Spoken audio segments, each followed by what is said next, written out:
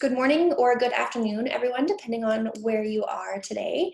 Welcome to another presentation in our Canada FASD Research Network webinar series. Today's presentation is called Understanding FASD in the Criminal Justice System, a research update. So before we begin, I'd like to respectfully acknowledge that across Canada, we live and work on various treaty territories and traditional meeting grounds and homes of the Indigenous peoples. And I personally am currently on Treaty 6 territory in Edmonton. So for those of you who are not familiar with our network, CanFASD is a national not-for-profit organization that works towards having all Canadians engaged and united with awareness, evidence, and knowledge to effectively address the complexities of FASD. We as a network turn research and evidence into meaningful resources and tools to support individuals, policies, and practice. So if you want to know more information about our network, feel free to check out our website at www.canfasd.ca. And you can also follow us on our social media channels to access more of our resources there. So my name is Katie Flanagan, and I am very pleased to be hosting this webinar today. I'm a research associate with CanFASD, and I'm also a psychologist based in Edmonton. I'm really lucky to be involved in all sorts of FASD research through my role at CanFASD, but I really do have a special interest in FASD and justice. So most of the research that I've personally done is in the area of how we can best use information about strengths and needs of people with FASD to inform our justice responses so that they're more appropriate and effective for people with FASD. So I'm really excited to be hearing from the experts today. In a couple of minutes, we'll be hearing presentations from three presenters. We have Dr. Kaitlyn McLachlan, who is an assistant professor at the University of Guelph, and she's also our CanFASD research lead in justice.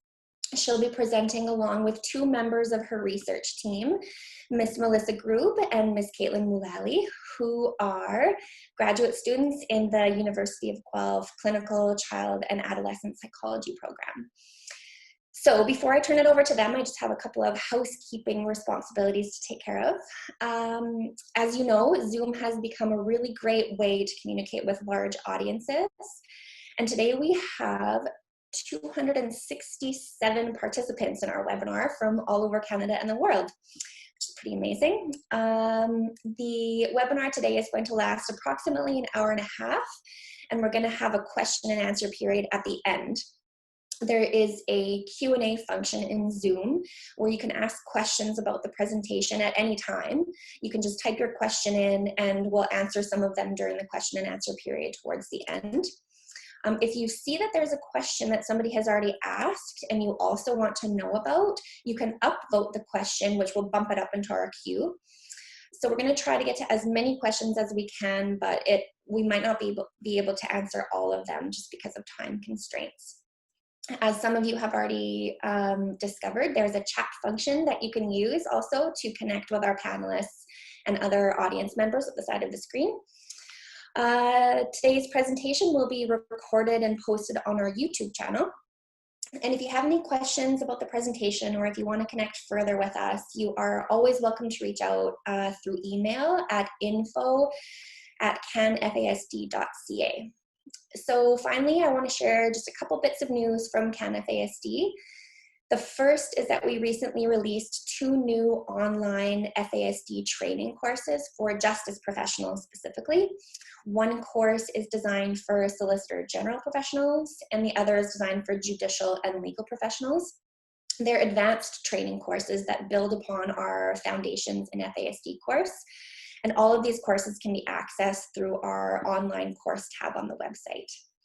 The second bit of news is a save the date for a virtual conference coming up in October. It's on October 2nd, and it's called FASD in the Justice System, Finding Solutions. That one is hosted by the Lakeland Centre for FASD here in Alberta, and you can find information about this conference in the chat screen, not at this very moment, but we will be posting, oh, there it is, right there. You can click that link for more information about the conference. And finally, some of you probably already know this, but September is FASD month. So we encourage you all to head over to our website and download our FASD month toolkit to help us spread the word about FASD. So with that, I would like to introduce our first presenter, Dr. Kaitlyn McLachlan. As I noted, she is an assistant professor in the clinical psychology program at the University of Guelph in Ontario. Dr. McLachlan is a clinical psychologist who completed graduate training with a forensic specialization at Simon Fraser University in BC, and subsequent postdoctoral training as a fellow with the Kids Brain Health Network, and concurrent appointments in the Department of Pediatrics at the University of Alberta, and the Child and Family Research Institute, Developmental Neurosciences, and Child Health at the University of British Columbia. An important aim of Dr. McLachlan's program of research is to better understand and improve the experiences of individuals with FASD who are involved in the criminal justice system. So I hand it over to Kaitlyn. Thank you, Dr. Flanagan, for that wonderful introduction. And it's so nice for you to be hosting us today as a real expert in this area as well. I look forward to your input on the discussion later on.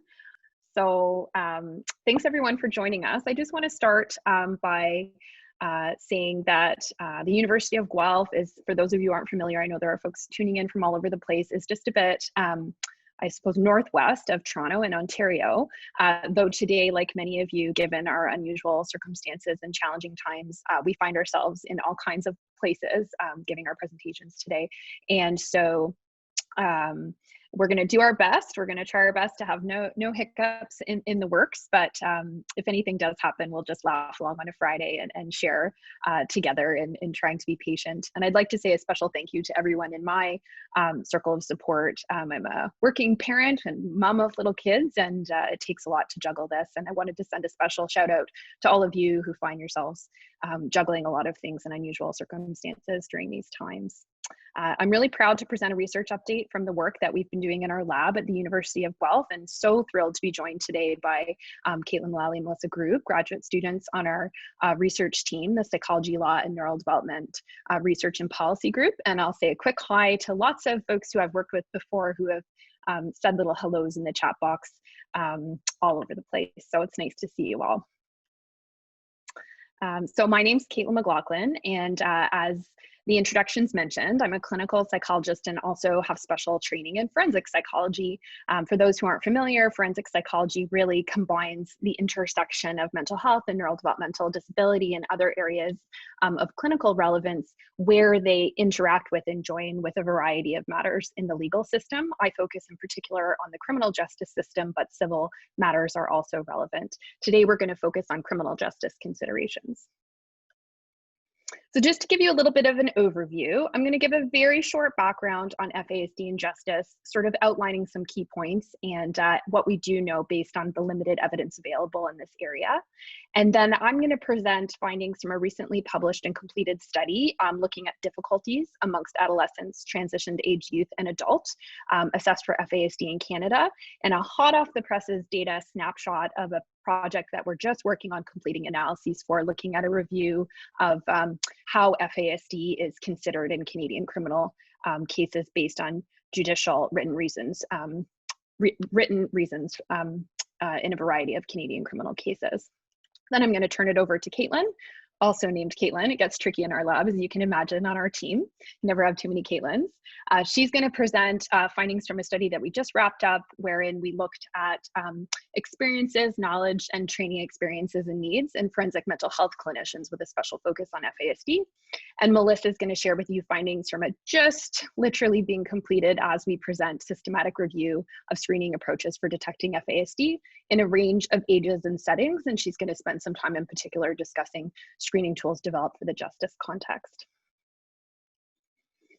So by way of background, in Canada, FASD is used as a diagnostic term to describe a wide array of neurodevelopmental impacts on the brain and body across a range of functioning that occur to individuals who are exposed to alcohol prenatally during pregnancy.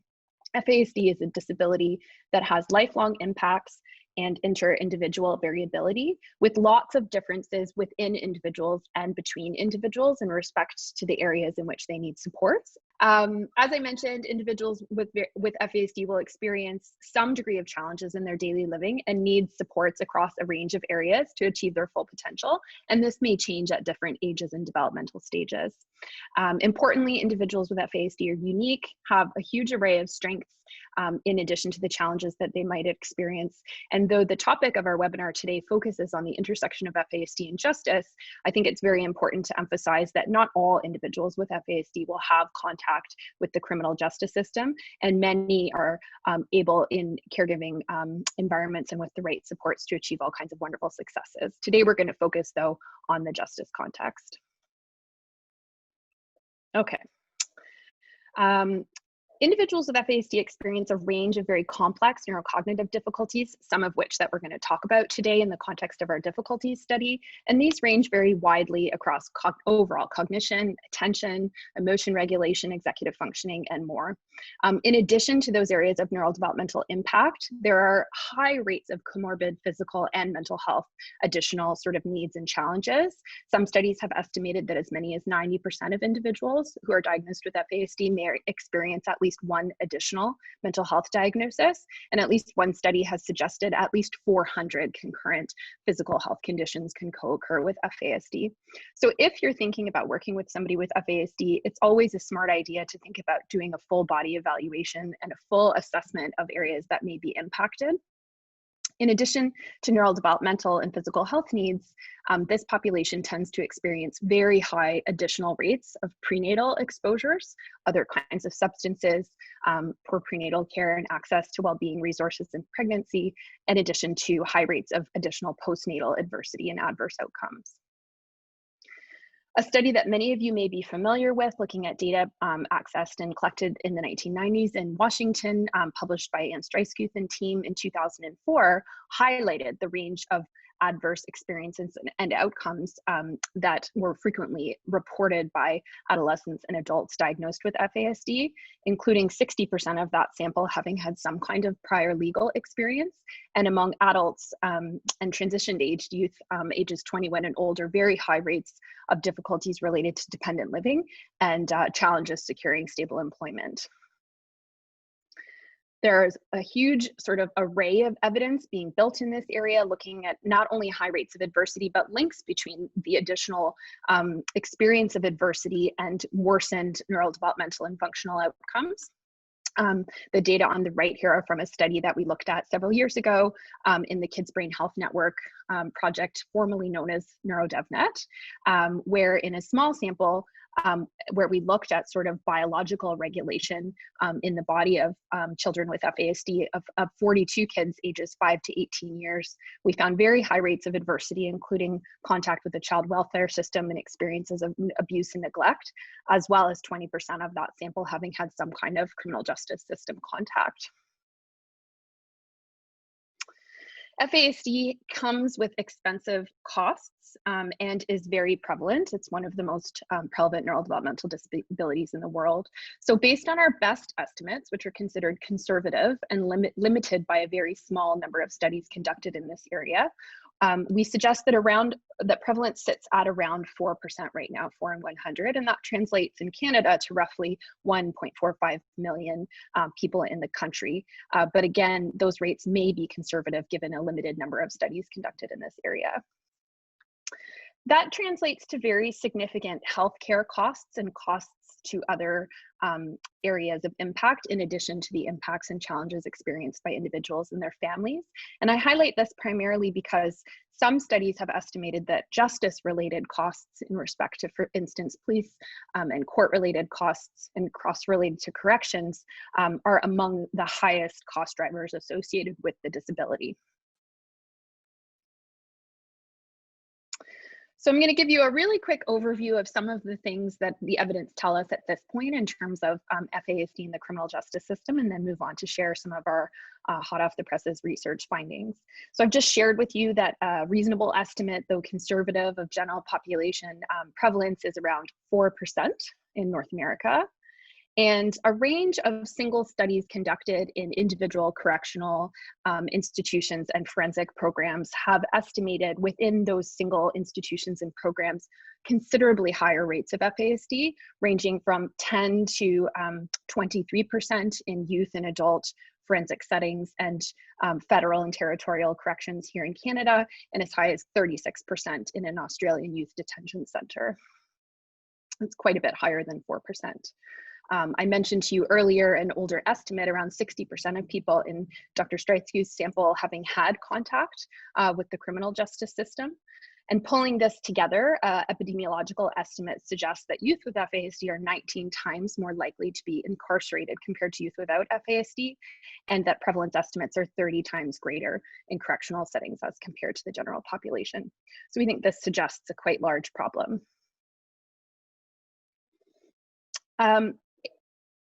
Evidence around the relevance, impact, risk factors, and trajectories for how people with FASD come into contact with the criminal justice system, the specific types of difficulties that they experience, and in particular, evidence for how best to support unique intervention and rehabilitation needs in correctional contexts remains quite limited.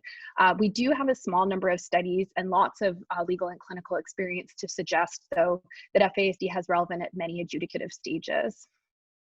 A limited numbers of studies looking at the actual risk factors present and needs of youth with FASD and adults with FASD who are justice involved suggest that they present with a much higher profile of risks and needs that need to be addressed. And in turn, this increases their chance for having formal contact with police and later elements of the criminal justice system. Some evidence that we collected in our lab and in a few other studies have suggested that youth with FASD, for instance, may be at risk of having impairment or poor comprehension and understanding of their rights, and may be as such less likely to invoke their rights and potentially at higher risk for adverse outcomes, including things like false confessions. We have a limited amount of data, but lots of clinical suggestion to query whether youth and adults with FASD, particularly those with more pronounced neurocognitive profiles of impairment, challenge the system in respect to their ability to really meaningfully participate in legal proceedings. The disability often goes under-recognized, particularly based on the data that we have coming from legal and correctional contexts, which suggests that the actual needs and challenges and supports required for individuals with FASD may go undetected.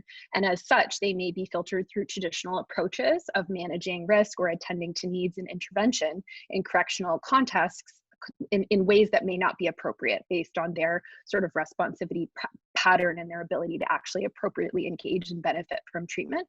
And this is a major area where not only is there a gap in research on how to best support positive and healthy outcomes through intervention for people with FASD in general, but there's virtually no research conducted about that issue in the criminal justice system in particular. And this carries over to a similar lack of available community-based programming and lack of evaluation in those contexts as well. In addition to risk factors, as we heard about in the introduction, it's very important to consider positive outcomes, resilience, and protective factors. And the field of forensic psychology has increasingly recognized the value of these factors in helping to plan for healthier and positive, safe outcomes. In a limited number of studies, factors relevant to better outcomes in response to justice system experiences, in particular for youth, adults, and adults with FASD include hope and willingness to change, and higher levels of resilience being linked with more positive outcomes. We know that earlier identification, diagnosis, and appropriate supports result in more positive outcomes, being able to lower substance misuse risks that are associated with offending. And also in one study, we found that protective factors assessed using risk assessment measures in forensic psychology were inversely linked with recidivism risk and risk for aggression. So this is a really important area of additional study to pursue. So to wrap up our whirlwind overview of some of the key things that are available with respect to the evidence base for FASD and justice, we know that justice contact experiences are elevated in clinical samples, and that also in correctional and forensic institutional settings, prevalence estimates from a small number of studies suggest considerable overrepresentation. I'm guessing that you all are tuning in today because this is something that you've noticed and are really wanting to work to address as well. Individuals with FASD experience a range of variable neurodevelopmental challenges and adversities that have relevance to the criminal justice system and to their increased risk for continuing to be involved, though these are quite unique and need to be assessed individually.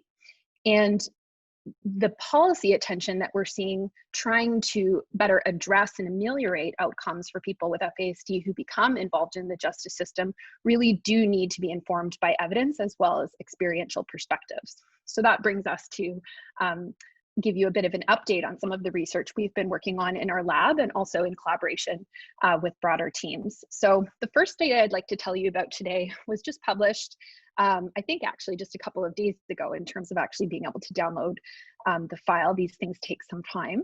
And in this study, we leveraged a data set that I'm going to tell you about collected from across Canada to profile difficulties in daily living experienced by adolescents, transitioned age youth, and adults with FASD. So the aims of this study were really to move past some of the now more outdated estimates of the types of adverse outcomes and experiences that have been informing our understanding of what kinds of experiences people with FASD have, and to apply a unique Canadian lens on exploring differences based on the kind of diagnostic outcome that somebody receives after they attend clinic, and as well to look at factors that may be related to increased risk for having more difficulties, such as age, gender, IQ, and neurodevelopmental impairment. And I would like to, because she's here with me, acknowledge Dr. Flanagan's work on this project as well.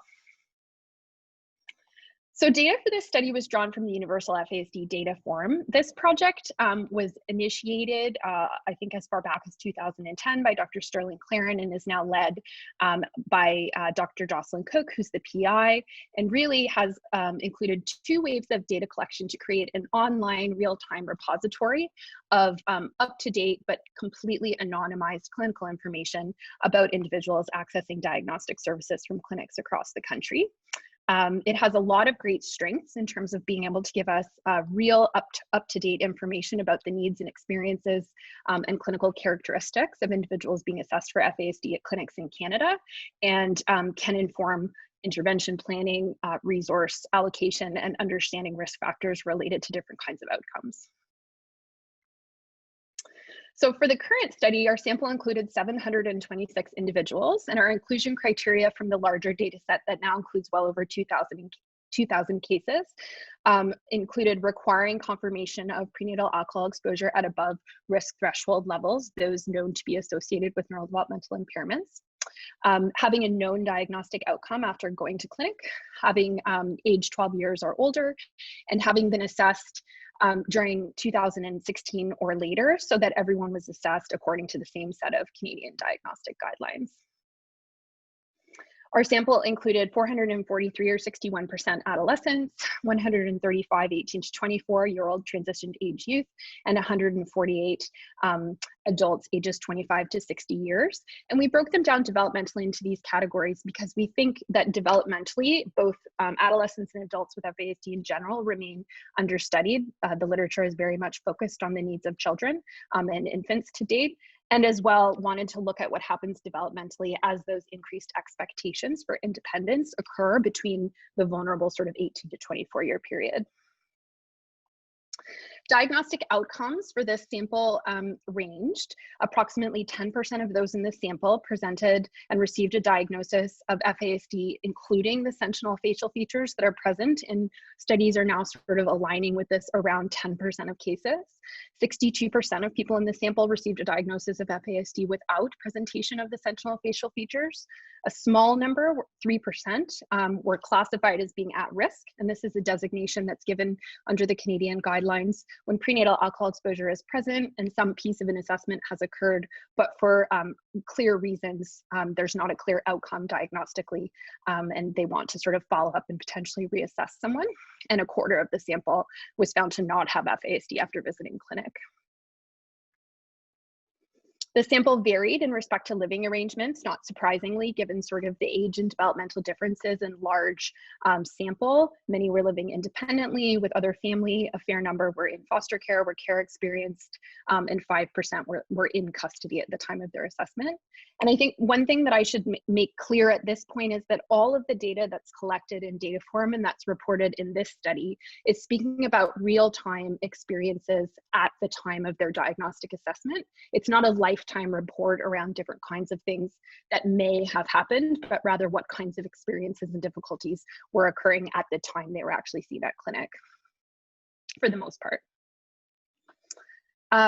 So one of the questions often that's relevant in legal matters is, to what extent does somebody's sort of FASD related disability result in overall cognitive impairment that would reach a level that may be consistent or commensurate with being able to apply a diagnosis of intellectual disability, which tends to fall, for the psychologists in the room, under around a standard score of 70 points. So in this sample, 40% overall of everyone seen, of those 700 and change, actually had an IQ score in a standard measure fall under 70% or under 70.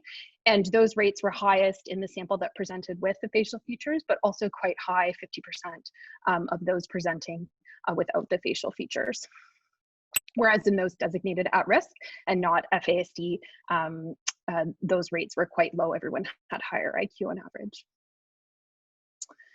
When diagnostic clinics who are following the 2016 Canadian FASD guidelines evaluate individuals with FASD, they evaluate 10 areas of neurodevelopmental functioning, ranging from motor skills to overall cognition, memory, attention, executive functioning, and adaptive and social functioning, for instance. So I just wanted to draw your attention here for those diagnosed with FASD, irrespective of whether they presented with the 3 sentinel facial features, rates of impairment, of significant impairment across many of those areas were very high. And this finding just speaks to the overall sort of complexity and level of challenge neurodevelopmentally that individuals who are being seen in Canadian diagnostic clinics are presenting with. Put another way, we can create a total score out of 10 and just add up the number of domains that are found to be significantly impaired. And here you can see that on average, those diagnosed with FASD and sentinel facial features presented with an average of 6 out of 10 domains impaired, and just shy of 5.5 for those who presented without the facial features, both much above those designated at risk or not diagnosed with FASD.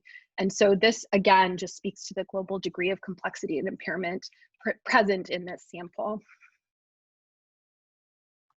For the current study, based on the data that were available, we were able to look at sort of 9 areas of difficulty in everyday living, not quite adaptive functioning, but really sort of being able to channel the kinds of difficulties that are collected as part of this brief data form data entry process. And they included disruptions from school, including suspension or expulsion, employment problems, needing help to live independently, needing assisted or sheltered housing, legal problems as a result of being the victim of crime, legal problems as a result of engaging in offending behavior, incarceration, alcohol misuse and substance misuse should be reversed, so catch my details on a Friday, but we assess those areas separately as well. So when we look at the overall profile of difficulties for the entire sample, including individuals diagnosed with and without the sentinel facial features, those designated at risk and those not diagnosed, we can see some areas of very high rates of need and experience of difficulty, including in particular employment problems, independent living needs, and housing problems, and each of those areas being markedly higher in individuals presenting with the facial features as compared to not, but very high rates of difficulties in all areas across the entire sample. And given the focus of our presentation today, legal problems with offending ranged from a low of 5% in those designated at risk to a high of 31% in those 29 to 31% among those actually diagnosed with FASD. So in reference to that 60% figure we heard earlier, I think one of the key differences here is that this is folks who are experiencing that difficulty at the time of their assessment, as opposed to a lifetime report of any experience of difficulty. And this is still quite high among a clinical group.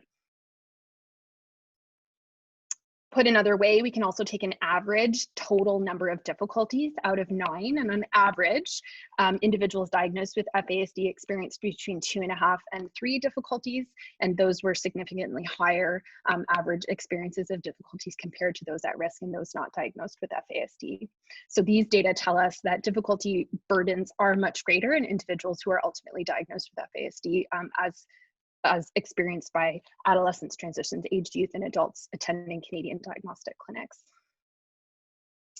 If you look specifically within those who were diagnosed with FASD and set aside those who are designated at risk or not diagnosed and break things down by age, you can see very high rates of sort of peaking difficulty amongst transitioned aged youth and adults, with the exception of school disruption, which sort of makes sense developmentally that rates were higher in adolescents. I'll draw your attention again to no difference in experience of contact with the criminal justice system amongst adolescents, transitioned aged youth, and adults, which sort of does speak to the need to think about earlier intervention and prevention supports. I think the other thing to draw your attention to on this slide, though not the focus of this talk, certainly it's relevant to justice considerations for many, is the very, very high rates of alcohol and substance misuse reported by individuals in this older age group. Looking at a couple of risk profile patterns, not surprisingly, rates of problems with the legal system related to offending were higher in males versus females. Unlike earlier reported studies that have shown that having really significantly impaired IQ or an older diagnosis of fetal alcohol syndrome as being somewhat protective against reporting criminal justice system experience, we didn't actually see that as playing a protective role in our sample and didn't see a difference with respect to the criminal justice system contact rates for individuals who had overall cognitive functioning commensurate with a diagnosis of intellectual disability in sort of a borderline to low average range or above. One last factor that we looked at with respect to risk and sort of risk and protective lens, we dichotomized and put together different kinds of living arrangements, clustering those who were living in sort of a more family-based caregiving environment, whether it was biological or not, as opposed to those living in more institutional, non-family or home-based environments, group homes, corrections, and such. So there's a little bit of confounding with the correctional living piece there. But in both adolescents and adults, we saw those who were living in more family-like living home placements as experiencing much lower rates of criminal justice system contact as compared to those living in system rates, which some of these insights and risk factors speak to sort of thinking about prevention and intervention planning for specific populations and lenses. And putting all of the risk and protective factors we looked at in the overall study, thinking about what independently contributed to risk for engaging in criminal justice system contact, both gender and living arrangement emerged as significant predictors, while things like IQ, overall neurodevelopmental impairment, and actually having experienced trauma early in life did not contribute to increased rates of risk based on this sample. So in conclusion, I think the elevated rates of justice system involvement and criminal justice system contact in this sort of data set drawn from Canada complement earlier research findings suggesting overrepresentation in clinical samples, and I think speak to multiple failures in early identification, prevention, and support needs for these populations and individuals. In this sample, we also saw that many referrals were being made to diagnostic centers, in part directly as a result of trouble with the law, or made specifically through the legal system, which sort of speaks to the challenges and needs of referrals being made to clinics and the rate of difficulty being experienced in this area by this group. Some limitations to this study, of course, looking only at current difficulties doesn't speak to lifetime experience. Being able to say that 30-some% of people diagnosed with FASD had current criminal justice system contact doesn't, of course, let us look at trajectories and long-term experiences.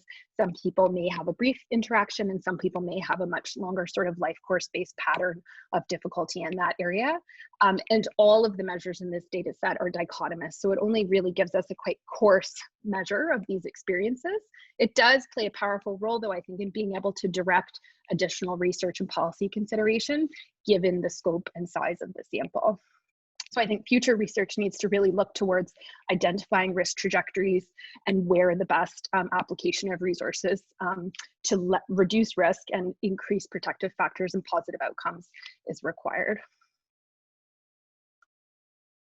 I think zooming out from the justice-specific focus in respect to this sample, we see that adolescents, transitioned youth, and adults with FASD are experiencing very high rates of complex difficulties in everyday living. This is something that we hear about quite a lot from individuals with FASD themselves and their families, and lots of us working in sort of clinical or service provision lenses. And that these difficulties were high irrespective of whether somebody was presenting with or without sort of different sentinel facial features or neurodevelopmental impairment. So I think it's important to apply a broad lens when thinking about individuals with the disability so that we don't inadvertently think that someone who looks a particular way or presents with a particular set of characteristics are only likely to experience key difficulties. And I think the results highlight a really important critical need for early integrated coordination and better provision of supports and planning pre, during, and after that critical transition from adolescence to adulthood.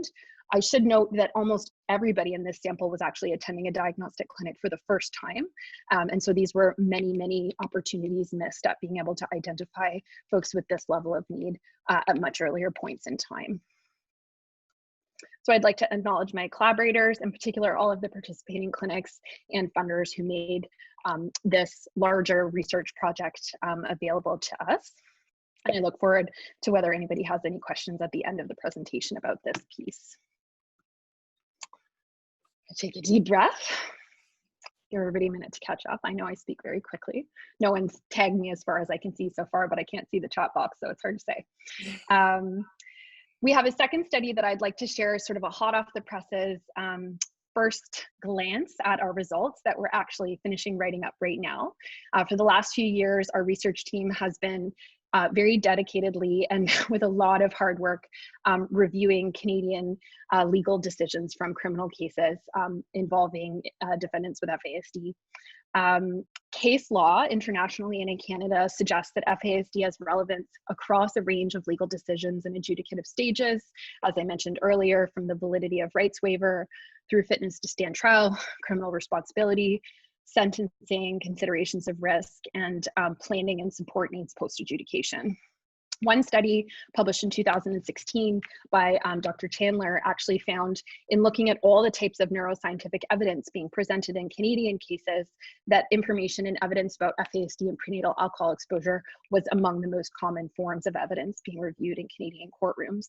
So judges, lawyers, and other legal actors and individuals themselves are grappling with information about FASD in trying to reach legal decisions, at the same time as we see this sort of wide range of different types of calls to improve outcomes for this vulnerable population in legal contexts, some of which do focus on increasing the availability of this type of evidence being presented in criminal cases for judges.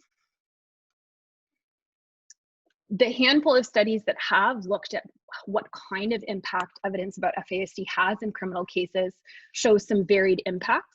Often that information is considered as mitigating, particularly in youth and particularly in the case of less serious offenses. Sometimes evidence about the disability is considered in a more aggravating lens and may worsen impressions of risk and responsibility or culpability, particularly in very, very serious or egregious violent offenses. FASD in many ways challenges some of the primary assumptions of the way criminal justice matters are adjudicated in terms of actors learning from the consequences of their behavior, benefiting in terms of learning and being able to curb their actions in the future when provided with deterrent-based or punitive kinds of sentences.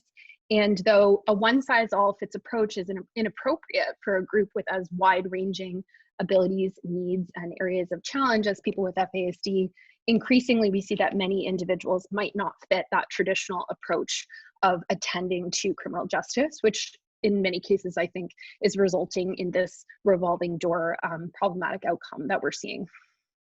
To date, though, a more comprehensive systematic review, to our knowledge, hadn't really been undertaken, focusing on understanding just how exactly evidence about FASD is considered in Canadian criminal legal decisions.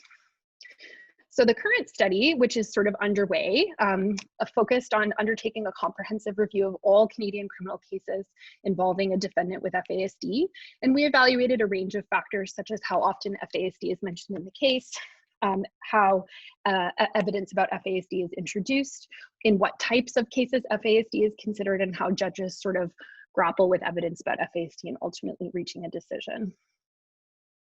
We applied the same sort of approach that one would use in a systematic review of empirical published research, where we use structured search terms applied in CanFASD and Westlaw legal databases, and focused on cases with decisions published between 2012 that involved a criminal matter and where the connection between FASD was clearly in relation to the defendant, for instance, excluding cases where the victim was described as having FASD. And that reminds me to say that while many individuals with FASD find themselves engaged in the criminal justice system as a person who's engaged in offending behavior, many also find themselves experiencing high rates of victimization and having challenges engaging in the system as victims. We're not speaking about that today, but I do think that that's an important point to make.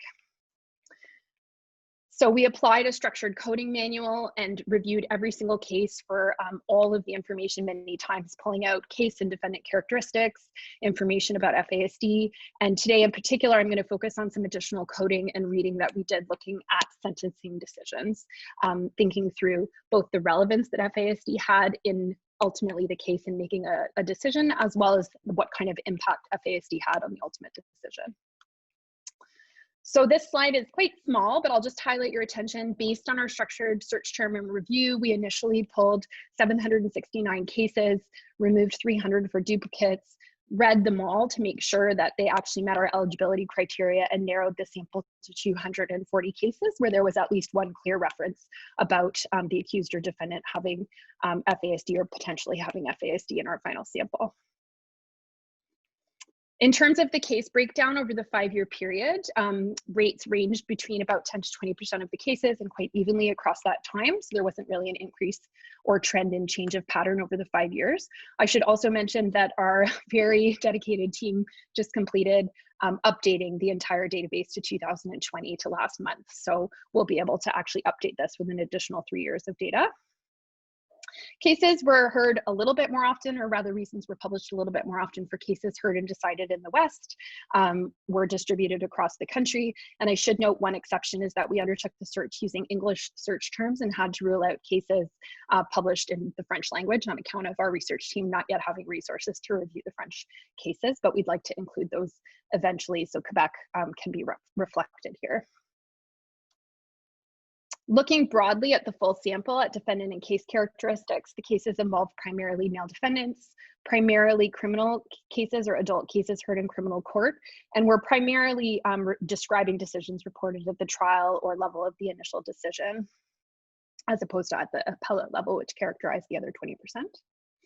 And not surprisingly, based on the fact that these cases have made it to the point where a judge is preparing, or a panel of judges are preparing reasons for decisions, if we looked at the most serious offense in the collection of index offenses and cases, most often this involved a violent offense.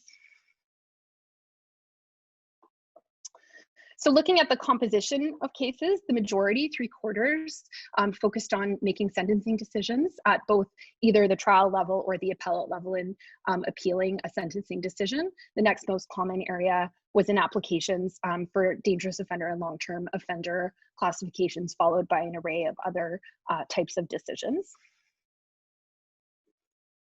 And the FASD evidence sort of really varied quite widely. So in 44% of cases, the word FASD or statement involving consideration of FASD was only mentioned once. On average, though, cases across the entire sample mentioned FASD 3 times. This ranged from 1 to 56 times. And there were certainly cases where the judge spent a great deal of the reported reasons for decision sort of describing and integrating considerations related to FASD evidence. In very few cases, only about 12% was an actual FASD clinical assessment referenced. And in most of those cases, the assessment had occurred in the past and wasn't an assessment that was concurrently ordered for the legal matter at hand. In terms of whether or not somebody was sort of described as maybe having FASD or potentially having FASD versus clear evidence of a formal diagnosis having been described, a formal diagnosis was described in about half of the cases. It was suspected in just over another third, and in about 10% it was unclear.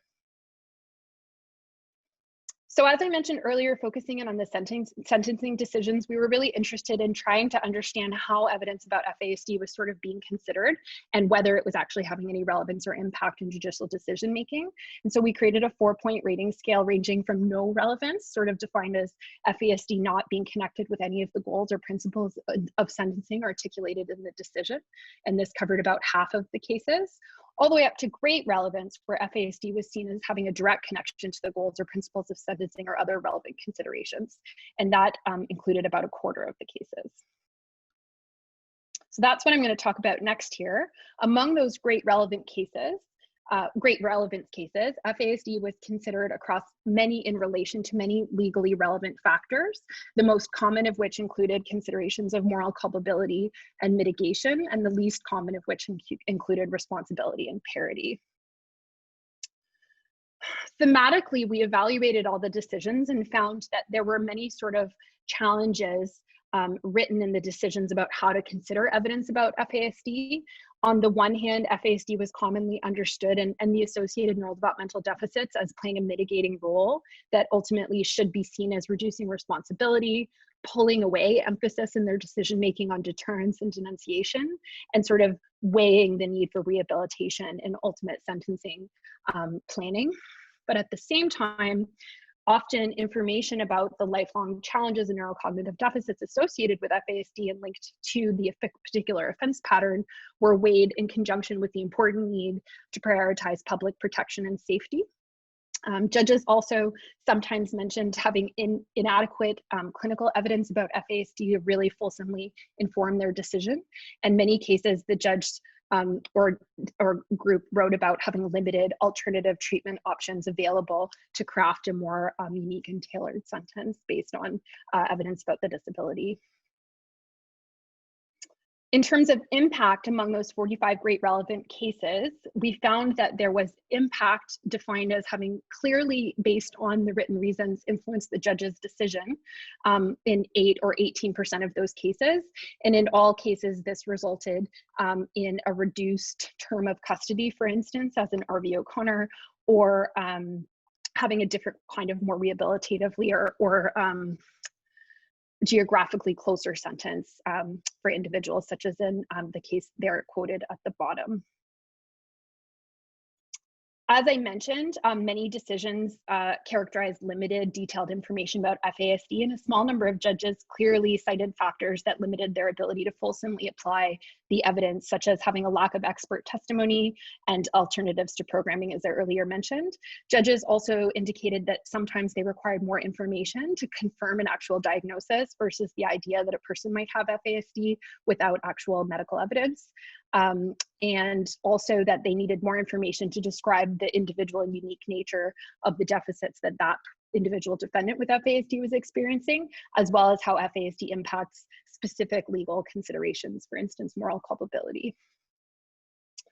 So pulling this together as we continue to work through the rest of the cases and decisions, we saw that evidence about FASD was considered across a range of Canadian criminal published decisions with varying degrees of relevance and impact in each of those decisions, that judges frequently did recognize and describe how FASD was relevant to their decision-making and ultimate sentencing process as described here, but that they had difficulty sometimes making really informed sentencing decisions, often because of a lack of being able to connect insufficient or clinical evidence FASD with legal considerations through sort of a forensic connection.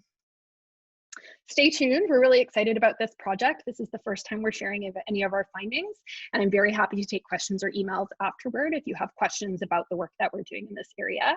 And I would like to also acknowledge our collaborators, some additional really talented and hardworking undergraduate volunteers in our lab, and funding from the Canada FASD Research Network and University of Guelph to help make this ongoing database a repository of helpful information. So I think I'm going to turn it back over to Katie. Thank you very much, Kaitlyn. That was a very interesting presentation, and I really appreciated the kind of broad overview of FASD within the context. The first section of your presentation was a really great way of highlighting the complexity of this population. And I really appreciated in the last study that you referred to how there's really a growing momentum around the awareness of FASD in the justice system, but you did a great job of pointing out what still needs to happen in order to help justice professionals to actually respond comprehensively and effectively. So thank you very much. Our next presenter is Kaitlyn McLachlan. She is a PhD student in the Clinical Child and Adolescent Psychology program at the University of Guelph in Dr. McLachlan's lab. Kaitlyn has a background in forensic psychology, and she's interested in the intersection of neurodevelopmental disorders and the criminal justice system, legal decision-making, and risk factors for adverse outcomes among youth in the criminal justice system within a range of contexts. So her dissertation is going to explore plea decisions, competency to plead, and risk factors for false guilty pleas among youth, including youth with FASD. And I noticed a few questions in the Q&A panel that I think are probably hopefully going to be answered in this presentation. So I'll pass it over to you. Okay, so thank you, Dr. Flanagan, for the introduction. As you mentioned, and as Dr. McLachlan mentioned, I'll be reporting on a study where we sought to characterize clinicians' practice, training experiences, needs, and knowledge for working with clients with FASD and other neurodevelopmental disorders, or NDDs, as I'll be referring to them as. And this study was completed by our team here, as well as a group of great collaborators that I wanted to acknowledge, including Chantel Ritter from the University of Guelph, Jacqueline Pye from the University of Alberta, and Mansfield Mila from the University of Saskatchewan. So as Dr. McLachlan discussed, there is increasing evidence to suggest that individuals with FASD are overrepresented in criminal justice settings. And we know that FASD likely has relevance at a range of adjudicative stages, including risk assessments and sentencing decisions. And courts appear to be grappling with how to consider FASD in decision-making. So we see this in a limited number of case law reviews, including the one that Dr. McLachlan just presented, as well as surveys of criminal justice professionals, wherein they often report limited FASD-specific training, knowledge, and skills, and express a need for more training in this area to support and to make decisions in cases involving an individual with FASD. And forensic clinicians likely play a really critical role in this context. So we know that forensic clinicians provide important assessment, intervention, and consultation services in legal, correctional, and forensic contexts, and can provide information about clinical considerations and issues and how they're relevant to legal contexts. So the application of clinical issues to legal contexts. And they're likely to encounter individuals with NDDs, such as FASD, in their clinical practice, likely owing to the overrepresentation of individuals with FASD in criminal justice contexts, as well as the high rates of mental health needs and adversities among this population, as Dr. McLachlan discussed. And they're likely to be called upon and to play a really important role in identifying, evaluating, and supporting implementation of strategies for this population. And again, we saw a little bit of this in preliminary results from our case law review, wherein they're often called upon to address application questions, such as how is this relevant to legal context and legal decision-making. So as such, it's really important to understand their practice experience, training, and knowledge for working with clients who have FASD. To our knowledge, one study surveyed forensic mental health professionals in the United States regarding their practices with clients who have intellectual disability and other NDDs more generally. And in this study, respondents reported limited training as well as gaps in their knowledge when working with this population. And while there's some evidence examining FASD-specific knowledge and experiences among other professionals, so medical, human service, and legal and criminal justice professionals, there remains limited evidence examining FASD-specific experience among forensic clinicians more specifically. So given this, the goal of this study, as I mentioned, was to characterize training experiences, needs, practices, and knowledge of FASD, as well as other neurodevelopmental disorders among a sample of forensic clinicians. And we looked at FASD as well as other NDDs more broadly, which included ADHD, intellectual disability, autism spectrum disorder, and learning disabilities as well. And that was so we could compare experiences and training between each of these populations. So sort of the training experiences that clinicians had for clients with FASD compared to those with other NDDs.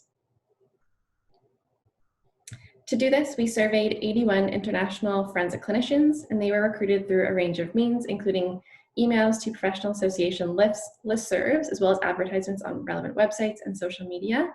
And our sample included a range of experienced clinicians. They were primarily forensic psychologists with a smaller subset of forensic psychiatrists.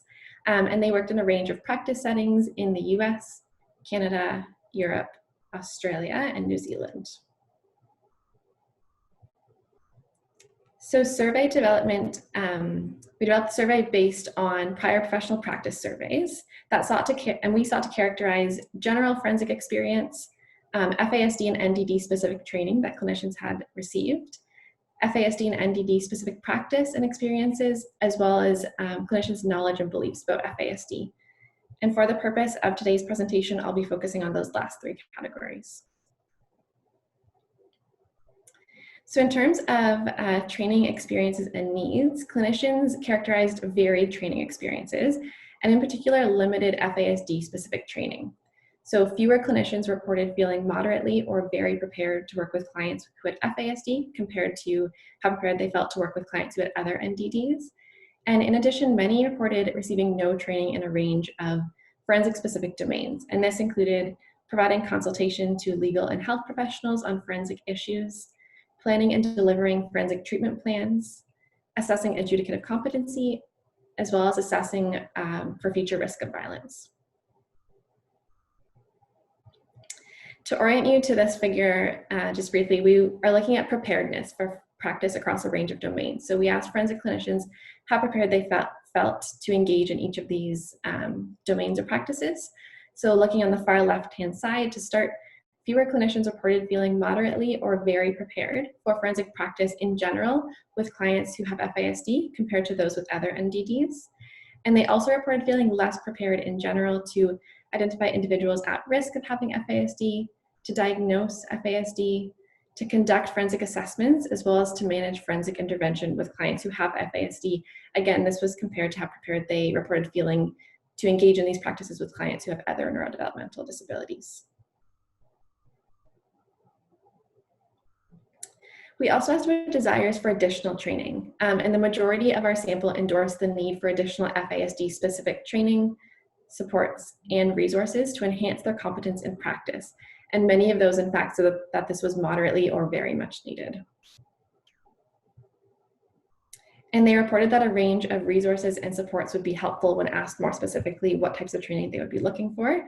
And this included evidence-based screening tools or approaches for identifying individuals who may have FASD in this context, clinical guidelines for best practice diagnosis, a registry of specialists available for consultation for cases involving an individual with FASD, in-depth workshops or accredited opportunities, and a listing of community-based resources to support their work with this population.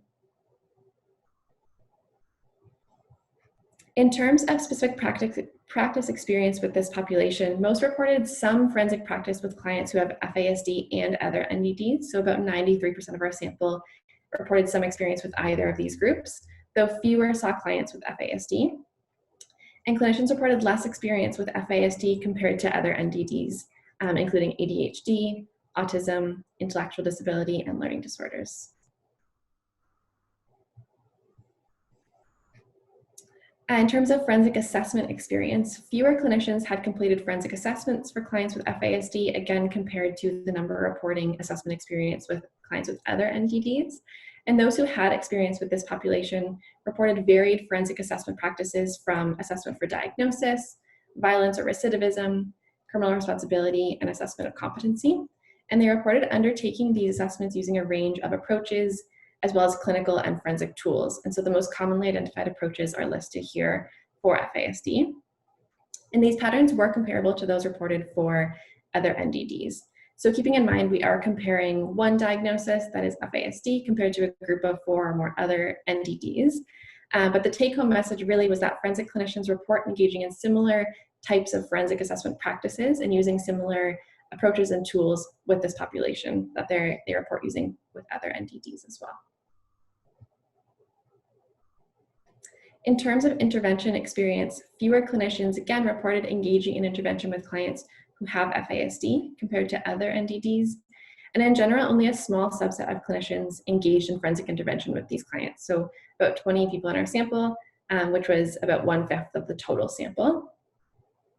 And among those that did report intervention experience with clients who have FASD, they reported using a range of modalities and approaches. And this included CBT, psychoeducation, social skills training, anger management, and treatment for substance misuse. And again, these practice patterns were comparable for those reported for other NDDs. We also asked clinicians about barriers that they experienced when working with these populations. And most clinicians indicated that they had experienced barriers when conducting assessments, so about 94%, and intervention with these populations, so about 80% of those engaged in this practice reported barriers.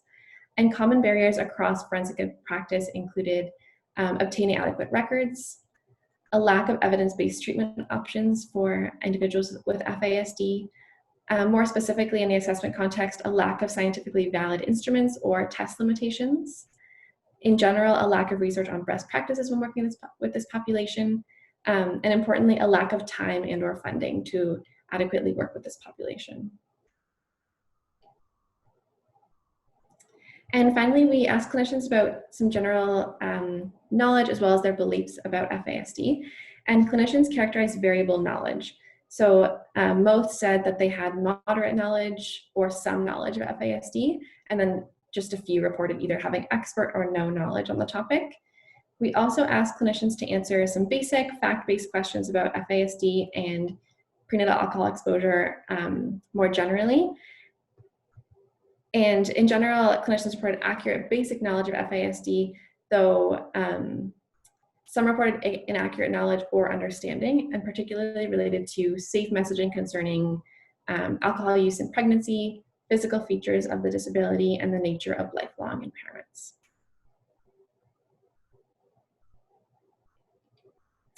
With respect to forensic considerations, so we asked about some specific beliefs that were relevant to a forensic context.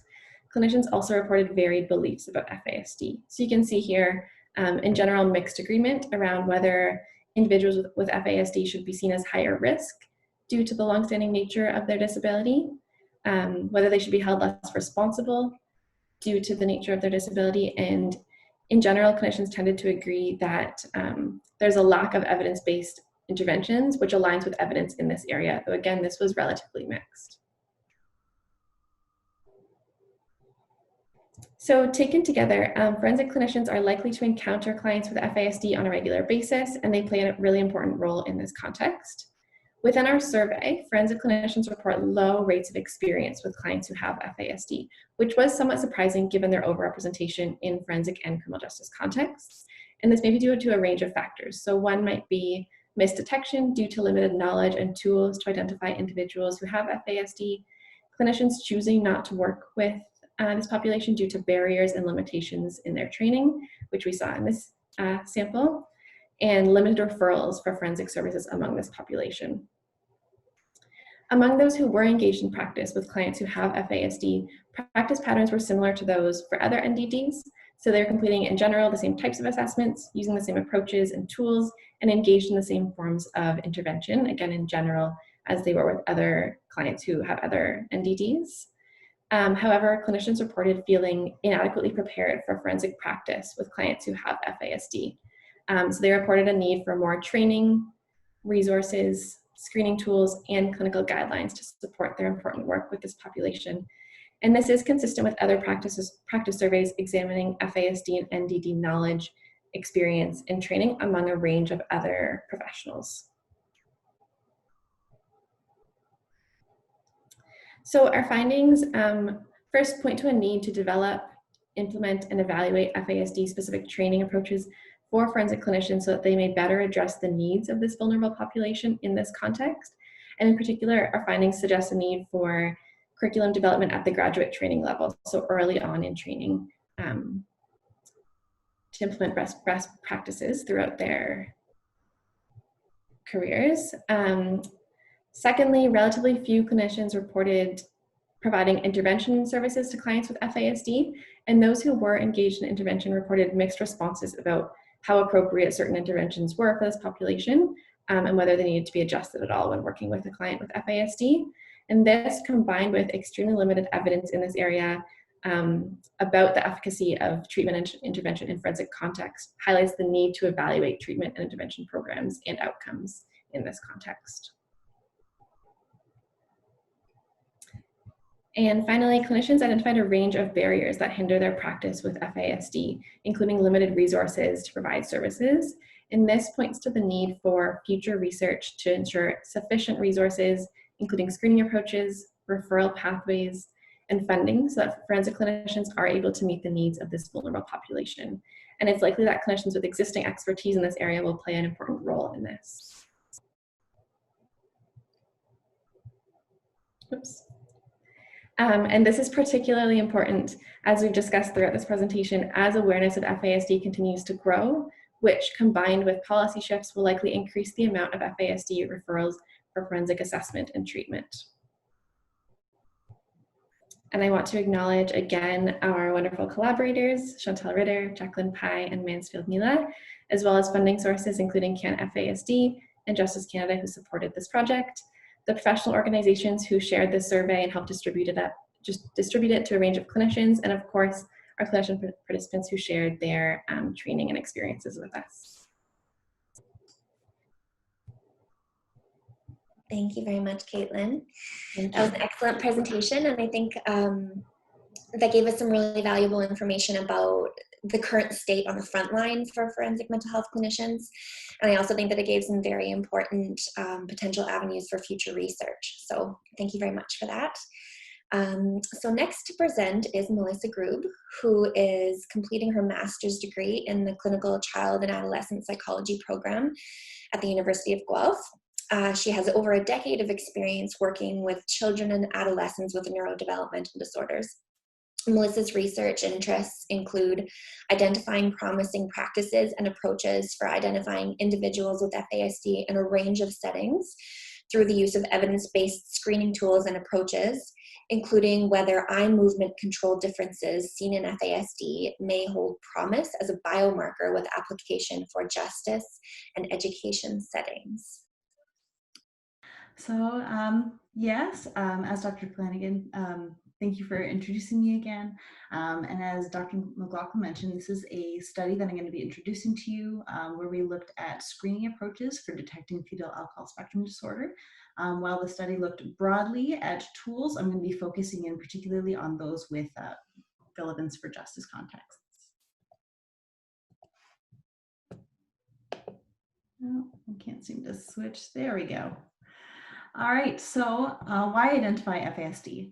Well, for starters, formal identification of FASD may lead to easier identification of appropriate services and interventions, including allowing them to access support networks for those who are experiencing similar challenges in life experiences. Further, earlier access to these supports and interventions is a key protective factor that helps protect against some of the adverse outcomes as well as promotes healthy outcomes. Formal recognition of FASD can help to provide a term which allows for more effective communication amongst caregivers, professionals, and individuals with FASD. Further, identification can also pave the way for better understanding of these individuals with FASD, helping others to recognize their unique strengths and challenges.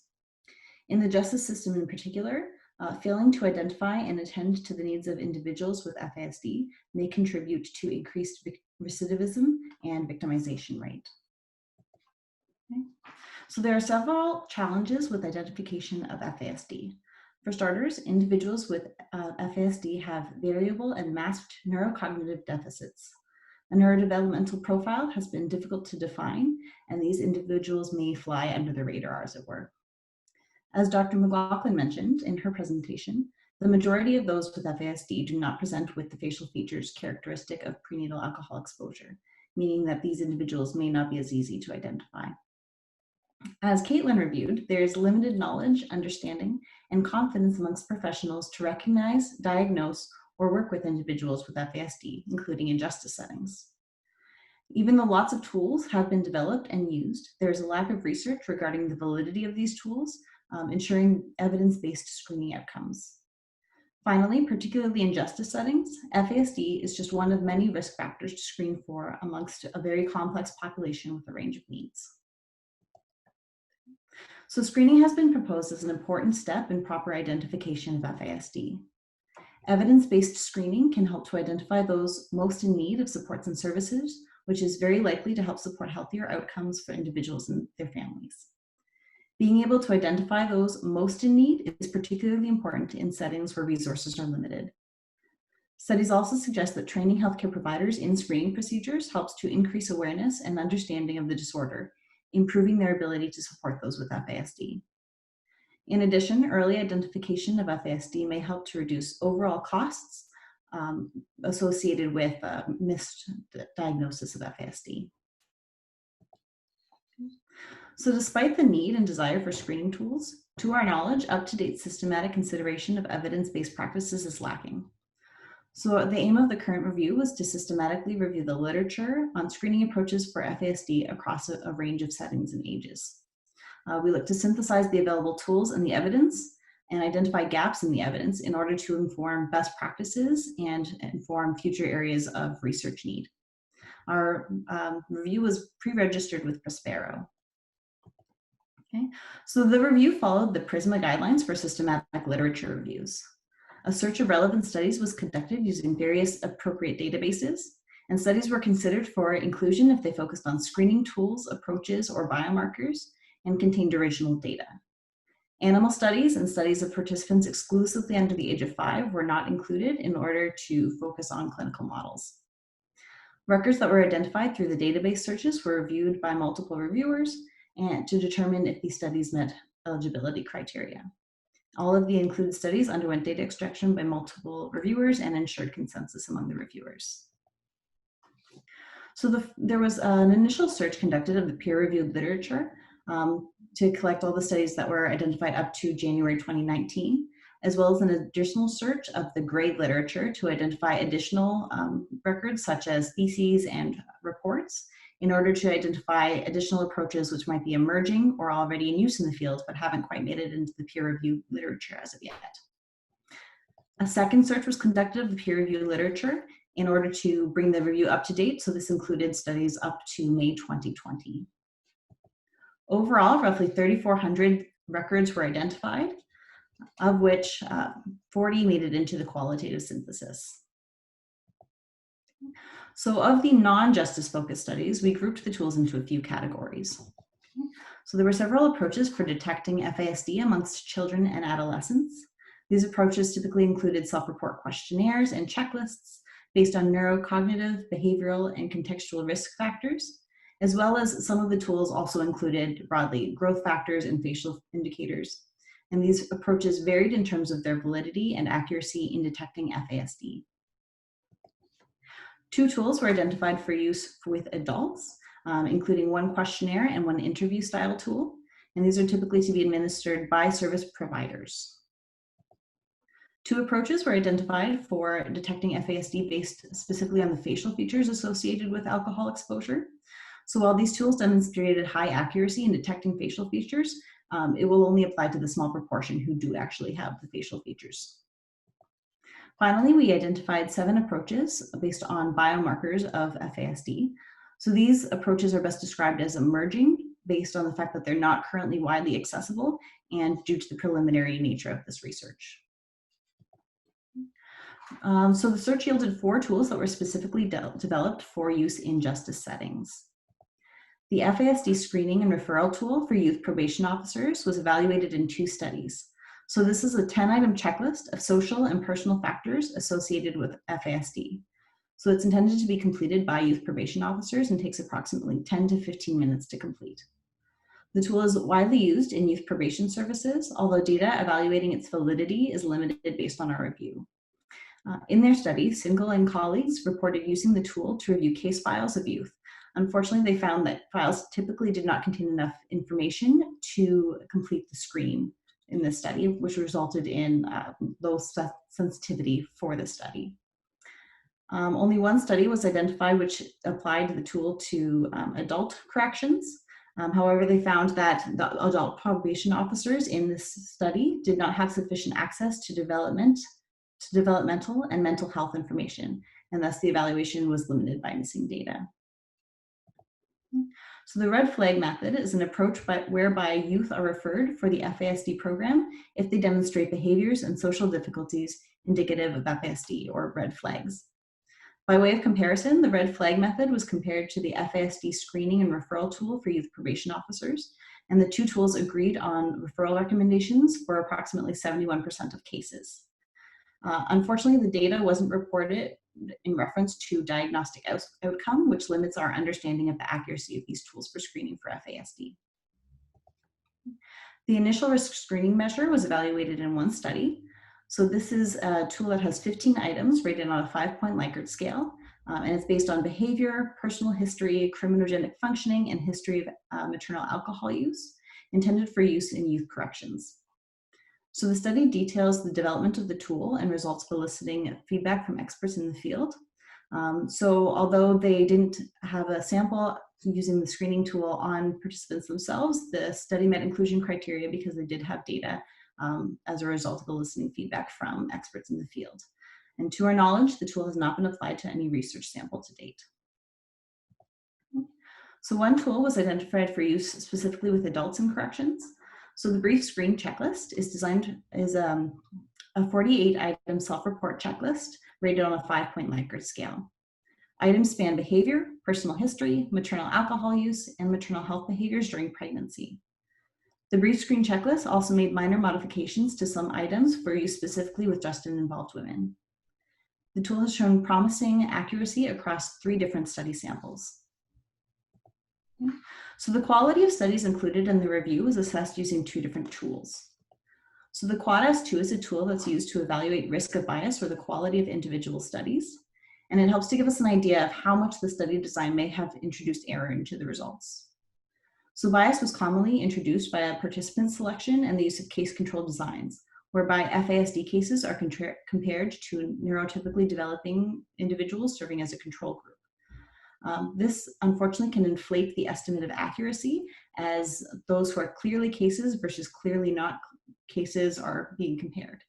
And the true accuracy will likely be lower once we include a more heterogeneous sample.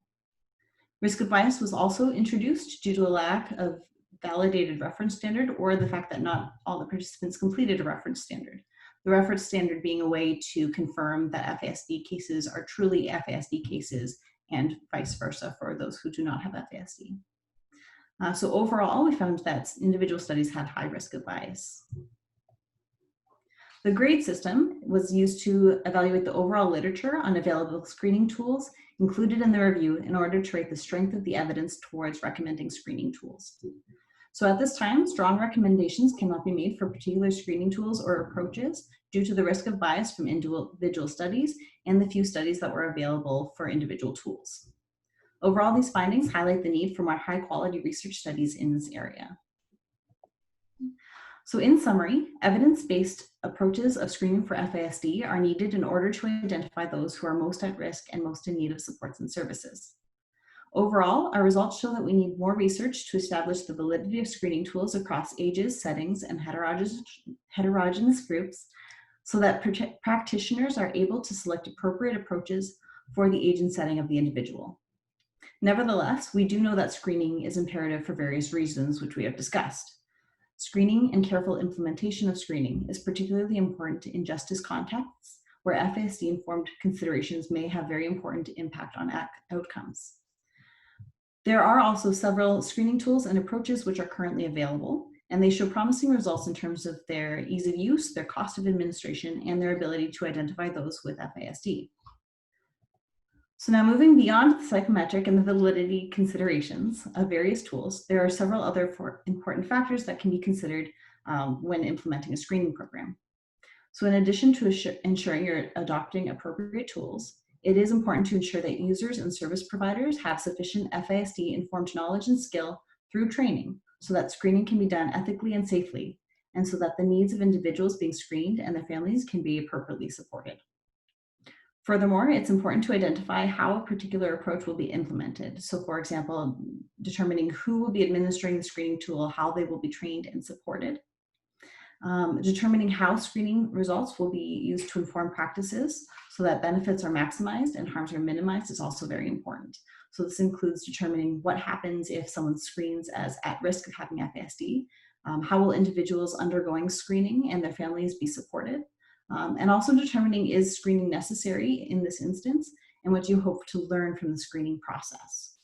So there is potential to gain a lot of helpful information from screening tools beyond just identifying someone as being at risk for FASD. So many tools and checklists provide practical, functional considerations of needs. And in essence, the end goal of identification is to provide appropriate supports. So screening can help to identify some of those areas of needs, regardless of whether or not the individual may or may not have FASD, and in order to support individuals with FASD while they may be waiting for follow-up or diagnostic assessment. Toolkits are available to support the development of FASD-informed response strategies for organizations and individual practitioners. As an example, the best practices for serving individuals with complex needs guide and evaluation toolkit. Okay. So thank you to all of the wonderful people who have helped collaborate on this project, including some of the undergrads in our lab who have put a lot of work into data mining all of these papers, and Kathy Unsworth as well, and to CanFASD, one of our funding sources. So if you have any further questions about any of this information or would like a list of the studies that were included in the review or tools that were included, feel free to reach out to me through my email address there, or if you have any questions or concerns.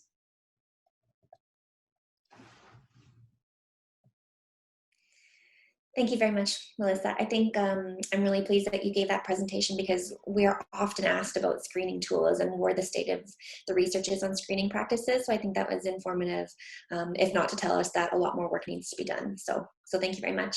I believe that Dr. McLachlan would like to just do a quick wrap up comment, and then we can open up for questions.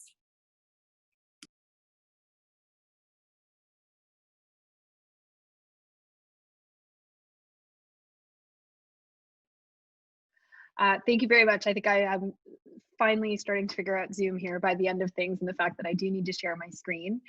Taken together, I think the state of the evidence that's available in addition to our contributions through continued studies suggests that FASD in the justice context is a major public health concern. A large number of resources, additional research, training really need to occur to better support many of the problematic and challenging outcomes that we see for individuals with FASD, their families, and lots of individuals working hard to support the needs of these individuals as clients and in other contexts. I think it is very important. We've presented a fair amount of information today, but all that is to say that the evidence in this area from a research perspective remains quite limited, and that makes it difficult to really develop and implement the most effective evidence-based policy decisions. Sometimes making policy changes, implementing programs without really thoughtfully evaluating changes in impact and integrating best practice evidence based on empirical findings can actually do more harm than doing nothing. And that's certainly the last thing that I think that we want to do as a field. And importantly, I'm really glad to see everybody here today. This is an issue that's really central to the work that we do. We feel is very important. But if all of our policy responses are based squarely in the criminal justice system, I think we're really working at the end of a long line of missed opportunities. And so responses really do need to be intersectoral, work far beyond the justice context, and bring together partners across all other agencies and sectors, looking at housing and employment, social systems, healthcare, providing families and individuals the supports they need to really be successful through and being informed by evidence. So I'm really thankful for the opportunity to have shared the panel today. I want to congratulate Kaitlyn and Melissa on really terrific presentations, and I'm going to turn it back over for a couple of wrap-up questions.